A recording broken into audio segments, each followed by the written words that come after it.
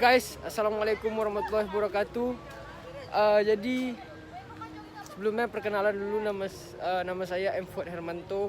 Saya dari Prodi Teknik Elektronika kelas 2 TEA. Jadi hari ini saya bakal nunjukin kegiatan sehari-hari yang bersangkutan dengan mata kuliah enabling skill, yang dimana ada beberapa topik yang bisa diambil di sini. Yang pertama tuh topiknya Pak Heri, ada topiknya Pak Dadang juga. Jadi sekarang saya akan mencoba pakai topiknya Pak Dadang. Topik Pak Dadang ini kalau tidak salah saya adalah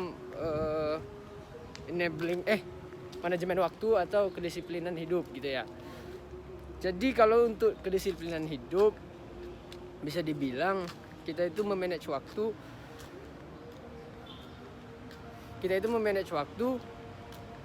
Bagaimana hidup itu dengan sebaik-baiknya. Nah, misalnya Pak Dadang pernah bilang nih gini, coba ketika kita ketika kita diberi tugas oleh dosen, gimana caranya supaya kita mengambil waktu yang tercepat untuk dikumpul, bukan waktu yang terlama. Waktu yang tercepat itu maksudnya misalnya dosennya bilang deadline-nya adalah seminggu, ya kan? Aduh, gelap lagi. Deadline-nya adalah seminggu. Jadi gimana caranya kita bilang sama dosen, Bu, waktu tercepatnya berapa lama ya, Bu? Ya maksudnya kapan saya bisa kumpul tugasnya, laporannya dengan kurun waktu secepat-cepatnya gitu. Jadi dengan itu kita bisa belajar nanti di dunia kerja kita mengerjakan sesuatu itu, baik kita misalnya laporan atau misalnya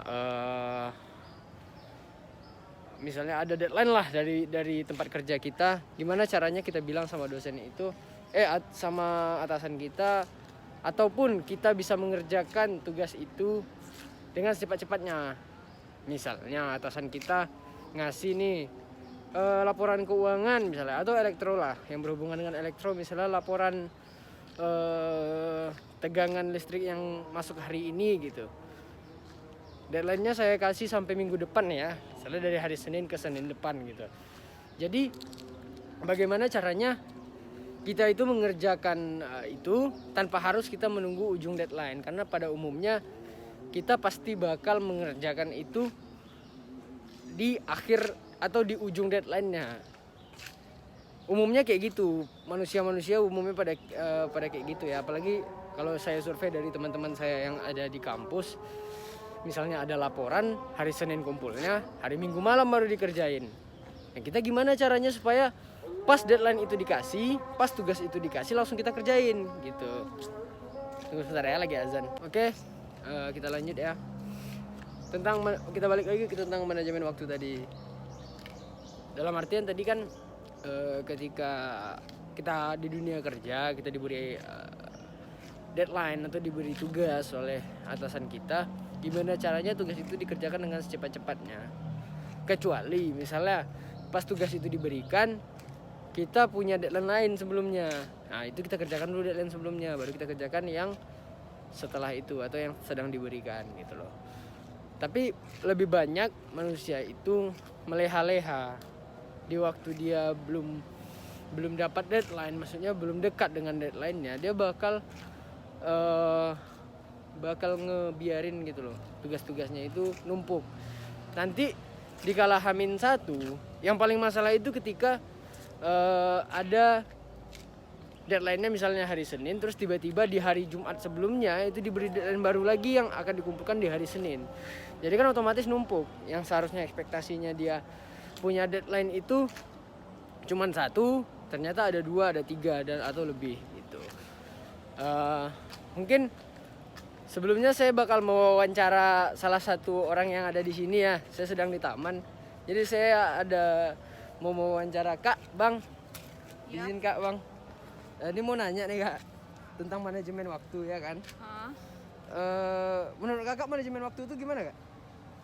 Manajemen waktu itu menurut saya gimana cara kita membagi waktu gitu. Misalnya kayak antara bekerja, belajar, dan membantu orang tua gitu. Antara ngumpul sama kawan gitu. Oh gitu. Ya.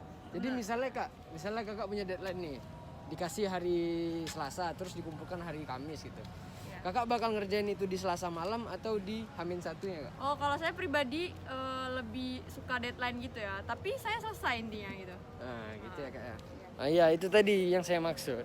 Ya lah, ada bapak. Jadi yang saya maksud itu adalah ketika kita diberi tugas tadi, seperti kakak ini dia lebih suka memberikan pada deadline gitu. Maksud mengerjakan pada Hamin satunya, yang dimana itu bakal terlalu mepet gitu loh. Jadi jangan sampai kita mengerjakan sesuatu itu terburu-buru. Yang seharusnya bisa kita kerjakan dalam waktu 2 hari, kita kerjakan 1 hari. Namun terburu-buru gitu. Kadang malah nggak maksimal gitu loh. Gitu ya. Oke. Terus juga tadi kakak ini bilang ada bagian membagi waktu. Jadi dalam pembagian waktu itu kita tuh gimana caranya membagi waktu untuk bermain, belajar, pergi, jalan, nongkrong dan lain-lain gitu. Tapi tetap termanage, tetap tidak ada yang maksudnya gimana ya? Tidak ada yang tinggal gitu loh.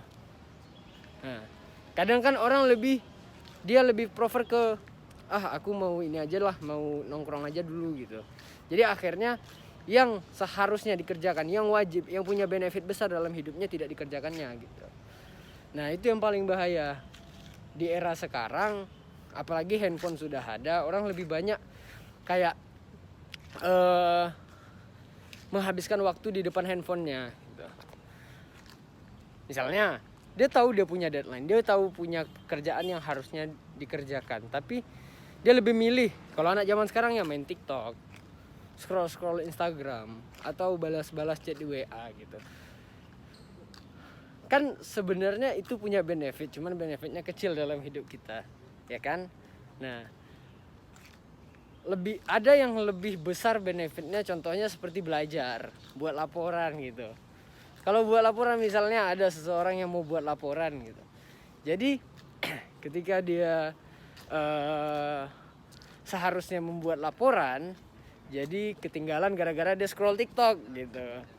Kan itu benefitnya kecil dalam hidupnya. Tapi kalau misalnya laporan itu kan bisa membuat kita disiplin, bisa membuat kita jadi lebih pintar, bisa menghafal-hafal yang seharusnya kita hafal gitu.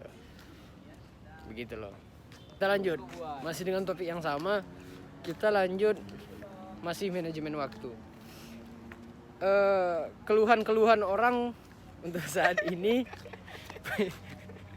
keluhan orang untuk saat ini di manajemen waktu ini adalah membagi waktu antara belajar dengan bermain dan tidur. Nah, apalagi ini sekarang ini lagi zaman-zamannya Covid. Anak-anak kuliah, khusus anak kuliah dulu ya. Anak kuliah sudah terbiasa dengan kuliah online-nya. Dimana kuliah online ini tidak terlalu ketat. Contohnya di PCR. PCR biasanya kita jam 7 pagi, jam 7 kurang 10 pagi kita udah harus stand di depan, 7 kurang 10 kita udah harus stand di depan ruangan. Lewat sedetik saja kita sudah tidak bisa masuk lagi gitu. Sedangkan pada saat Covid ini kita dipermudah atau diperlonggar peraturannya dikarenakan ada alasan jaringan, ada alasan HP tidak ada atau segala macam gitu loh. Jadi dengan itu manusia-manusia atau mahasiswa kuliah zaman sekarang dia sudah terbiasa hidup longgar, terkhusus mahasiswa PCR. Contohnya saya sendiri, saya mengalami itu. Ketika yang biasanya saya jam 6 kurang sekian saya udah bangun untuk pergi ke kampus, dikarenakan kuliah online yang sempat kemarin, sekarang sudah offline, cuma sempat kuliah online semalam semester lalu ya, kan dikarenakan Covid masih melonjaknya dan belum punya solusi untuk kuliah offline. Yang seharusnya saya bangun jam 6 kurang, saya jadi bangun jam 7. Jam berapa saya masuk kuliah, jam segitu saya bangun. Karena tidak langsung on cam gitu loh. Misalnya masuk Google Meet gitu. Memang tidak selalu masuk Google Meet karena ada materi yang hanya dibagikan lalu dikerjakan sendiri dan dikasih deadline sore atau minggu depannya gitu. Nah, di Google Meet itu kan tidak langsung on cam. Jadi saya masih bisa mandi, saya masih bisa cuci muka. Yang penting saya join dulu. Nanti ketika dia absen, saya bilang oh saya hadir. Akhirnya itu membuat mental dari mahasiswa atau pikirannya atau mindsetnya, kita tuh nggak perlu terburu-buru gitu loh. Kita tuh tidak perlu terlalu disiplin. Akhirnya itulah yang menyebabkan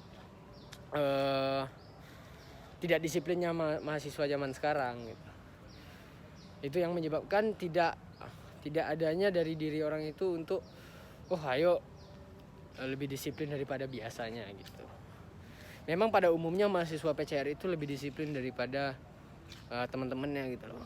Saya tidak membilang kalau universitas lain itu tidak disiplin, cuman dikarenakan itu saya juga nggak tahu ya dunia luar gimana, kampus-kampus lain gimana, cuman setahu saya kayak gitu loh ya.